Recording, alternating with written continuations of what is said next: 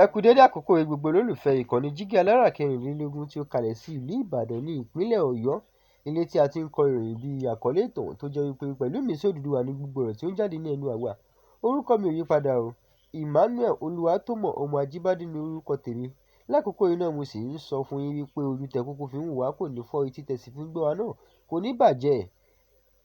Ìròyìn tí mo mú wá fún yín lónìí náà ni ìṣẹ̀lẹ̀ kan tí ó fa ìbànújẹ́ ní ìlú Kaduna ní agbègbè kan. Àwọn ọmọ ogun sì ṣèlérí wípé àwọn máa mú àwọn tí ó ṣẹ̀. Ìṣẹ̀lẹ̀ kan tó fa ìbànújẹ́ ti ṣẹlẹ̀ ní ìpínlẹ̀ Kaduna. Àwọn ọkùnrin tó di ìbọn mú kọlu agbègbè kan, wọ́n sì fa ìbẹ̀rù àti ìdàrúdàpọ̀ láàrin àwọn aráàlú. Gẹ́gẹ́ bí ìròyìn ṣe sọ, ìkọlù náà ṣẹlẹ̀ ní òru. Àwọn olùgbé sọ pé wọ́n gbọ́ ariwo ìbọn, èyí sì mú kí ọ̀pọ̀ ènìyàn sá kúrò ní ilé wọn láti gba ẹ̀mí wọn là. Lẹ́yìn ìkọlù náà, àwọn ẹ̀ka ààbò àti ọmọ ogun dé agbègbè náà, wọ́n bẹ̀rẹ̀ sí í ṣọ́ agbègbè náà, wọ́n sì ń ṣe ìwádìí láti mọ àwọn tó ṣe ìkọlù náà. Àwọn aláṣẹ sọ pé àwọn olùkọlù náà sá kúrò kí àwọn ọmọ ogun tó dé, ṣùgbọ́n wọ́n fi dá àwọn aráàlú lójú pé wọ́n ti bẹ̀rẹ̀ ìsápá láti tọpa wọn lọ. Ọmọ ogun sọ pé kò ní jẹ́ kí àwọn tó ṣe ìṣẹ̀lẹ̀ yìí sálọ láì jẹ̀bi. Ó ní gbogbo agbára ni wọ́n máa lò láti mú wọn kí wọ́n lè dojúkọ òfin. Àwọn olùgbé agbègbè náà sọ pé ìkọlù náà fa ìbànújẹ́ ńlá. Wọ́n ní ọ̀pọ̀ ìdílé fi ilé wọn sílẹ̀ nítorí ìbẹ̀rù. Àwọn olórí ìbílẹ̀ rọ ìjọba àti àwọn ẹ̀ka ààbò pé kí wọ́n túbọ̀ fi agbára sí ààbò agbègbè náà.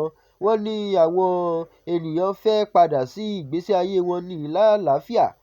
Àwọn amòye lórí ààbò sọ pé ó ṣe pàtàkì kí àwọn aráàlú máa ṣiṣẹ́ pọ̀ pẹ̀lú àwọn ẹ̀ka ààbò.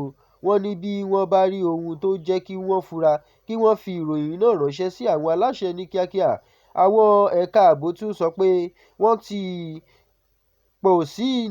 pò sí ní agbègbè náà láti dáàbò bo àwọn aráàlú àti láti dènà kí irú ìṣẹ̀lẹ̀ náà má tún ṣẹlẹ̀ mọ́ láéláé. Ọ̀pọ̀ ará Kaduna ń bẹ ìjọba pé kí wọ́n máa bá a lọ ní mímú ààbò pọ̀ sí i. Wọ́n sì ní ohun tí wọ́n fẹ́ ni kí wọ́n lè lọ sí oko, ibiṣẹ́ àti ọjà láìsí ìbẹ̀rù. Àwọn olórí ẹ̀sìn náà pe gbogbo ènìyàn pé kí wọ́n máa gbàdúrà fún àlàáfíà. Wọ́n tún rọ àwọn aráàlú pé kí wọ́n má ṣe gba òfin sí ọwọ́ ara wọn. Ní báyìí, ìwádìí sì ń lọ. Ọmọ ogun sì tún sọ pé wọ́n ti bẹ̀rẹ̀ iṣẹ́ láti tọpa àwọn olúkúlùkù náà.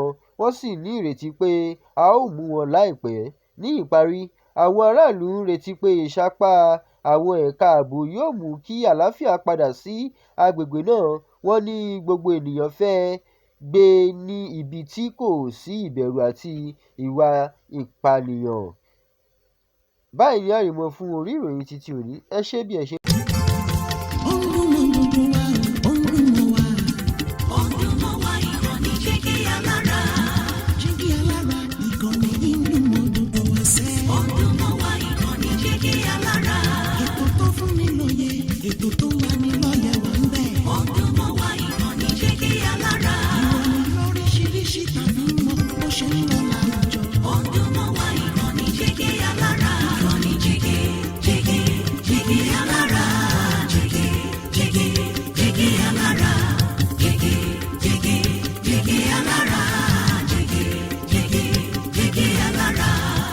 Ìkànnì Jígí Alára kẹrìnlélógún, bàbá gbogbo.